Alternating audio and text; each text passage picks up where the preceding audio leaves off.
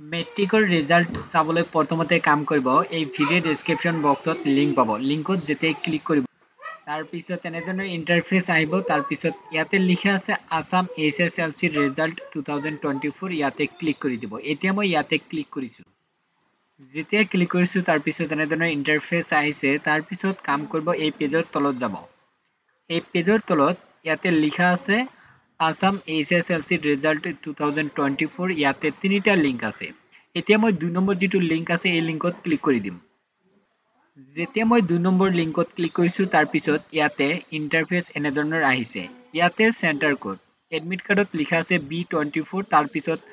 number লিখা আছে হেতু হল চেণ্টাৰ কোড তাৰপিছত ৰোল নাম্বাৰ ইয়াতে ৰোল নাম্বাৰ এন্টাৰ কৰি ভিউ ইয়াতে ক্লিক কৰিলে মেট্ৰিকৰ ৰিজাল্ট চাব পাৰিব এতিয়া কাম কৰক এই ভিডিঅ' ডেছক্ৰিপশ্যন বক্সত লিংক দিছো লিংকত ক্লিক কৰি এই প্ৰসেস যেটো মই প্ৰসেস দেখাইছো এই প্ৰসেস মতে ৰিজাল্ট চেক কৰক